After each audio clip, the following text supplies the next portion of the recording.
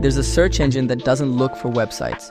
It looks for devices. Type in the right words and it shows you webcams, baby monitors, and traffic cameras sitting wide open on the internet, filtered to a single city. People call it the scariest search engine online. But here's the part that gets skipped. Shodan doesn't hack any of those cameras. It can't. Every device it finds is shouting its own address into the void.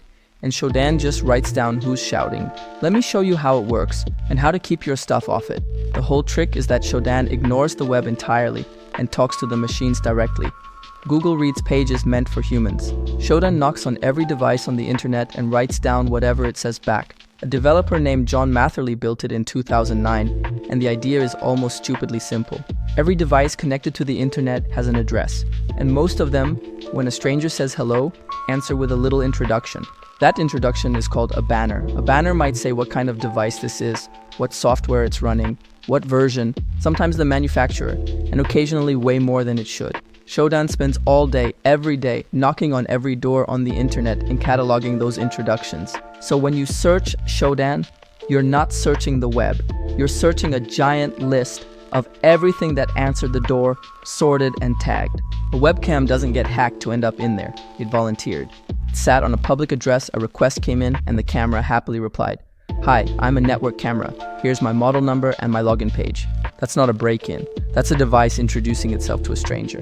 And that one distinction is the entire reason this tool is legal to run and genuinely unnerving to think about. And it isn't just webcams. Once you're cataloging every device that answers the door, you catalog everything.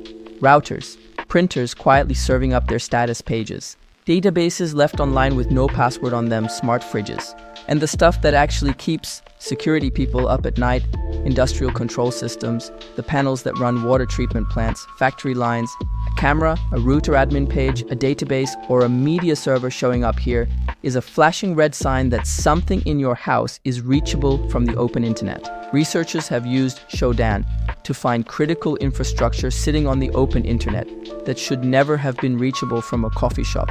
That's actually why the tool exists. It wasn't built for creeps. It was built so companies and researchers could see their own exposure. And it's the same tool defenders use to find the forgotten server before an attacker does. Shodan is a database, and databases love filters. So it's worth being clear about who the villain is in this story. It isn't the tool, it's the open door the tool keeps finding. Okay, so how does every camera in a city actually happen? This is where people picture some elite hacker command line, and it's really just filters. Shodan is a database, and databases love filters. You can narrow results by the type of product, by words in the banner, by the specific network port a service is running on, and yes, by country and even by city. Cameras tend to cluster on a handful of ports. Web interfaces love ports 80 and 8080. A huge number of IP cameras stream over port 554, which is the standard port for RTSP, the real-time streaming protocol. Stack a couple of those filters together and the tool cheerfully hands you a map of exposed devices in one place. No skill required, it's a search box. Now this is the part I need you to actually hear, because it's exactly where curiosity turns into a crime. Finding a device in a search result is not the same as being allowed to open it. The camera showing up in a list only means it exists and it's exposed. The moment you click into a live feed, you don't own, even one with no password on it at all. You're accessing a computer system without authorization, and in most of the world that's a real crime, not a gray area. Watching strangers through their own cameras isn't edgy hacker stuff. It's illegal, and it's the kind of thing people actually go to prison for. So we're not doing that. What we're going to do instead is point this exact tool at ourselves. Look, if this video made you actually want to learn hacking, not just watch it, I built a place for that. Welcome to the Hacker Academy. Here's some of the things you get instant access to. The OSINT Field Manual. Learn how to find anyone online from a single photo, username, or email. A full course on hacking websites and Wi-Fi hacking. Learn how to build your own AI hacking agent that runs on your computer 24/7. The full beginner to pro hacking guide. And the pro hacking cheat sheets I personally use every single day. For $9 a month, you get lifetime access, locked at that price point.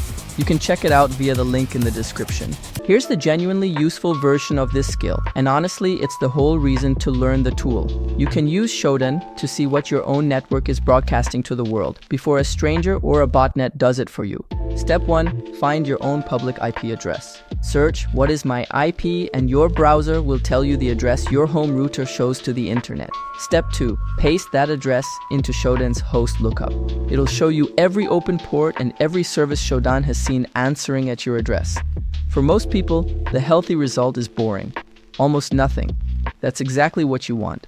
A camera, a router admin page, a database, or a media server showing up here is a flashing red sign that something in your house is reachable from the open internet. You can do the same thing for the individual gadgets you own. Search the model name of your security camera or your DVR, and you'll see how many of that exact model are sitting exposed worldwide, often with the login page right there in the preview. That is not an invitation to log into them, it's a mirror. If 10,000 cameras identical to the one on your porch are wide open, the odds that yours is set up the same way are not comforting, and now you know to go check. This is what security people do with Shodan all day. They map their own attack surface. They find the one forgotten device nobody remembered was online, and they shut the door before anybody else walks through it. One quick reminder from the tool's own users though. Exposure isn't automatically a vulnerability. A device showing up doesn't prove it's broken. It proves it's visible, and visible is where every attack starts. Quick note before the scary part, because you've earned it. If watching how exposed the modern internet actually is scratches an itch for you, subscribe. That's pretty much the entire channel. Now the obvious question, why are so many of these cameras hanging open in the first place? 2 reasons, and they're both painfully human. The first is default passwords. A camera ships from the factory with a login like admin and a password like admin, or 12345, or literally the word password. The manual tells you to change it. Most people never open the manual. So the device goes online still using the same credentials that are printed in a PDF anyone on Earth can download. Some of these cameras are so careless that the default login shows up right in the banner Shodan reads. The device hands you the key while it's still introducing itself.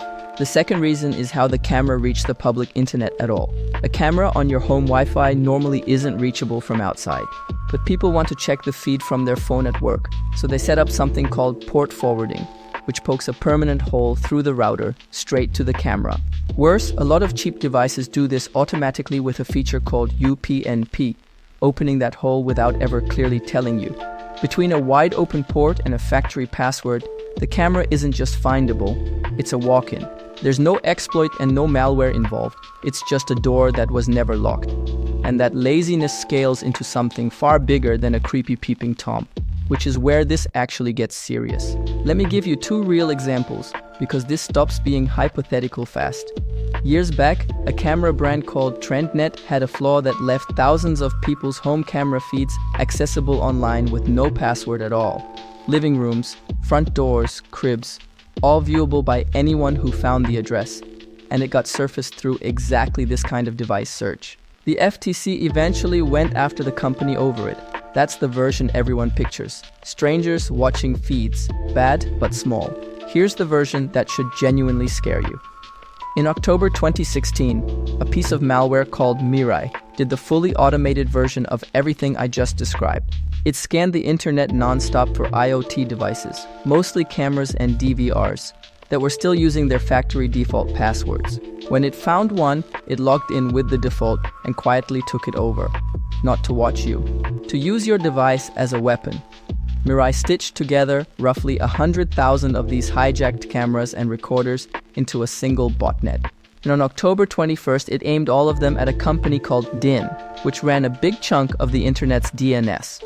The flood of junk traffic peaked north of a terabit per second. For most of a day, huge parts of the internet went dark. Twitter, Reddit, Netflix, Spotify, GitHub, all gone or crawling, for millions of people. The weapon that did it was built almost entirely out of baby monitors and security cameras that nobody bothered to secure.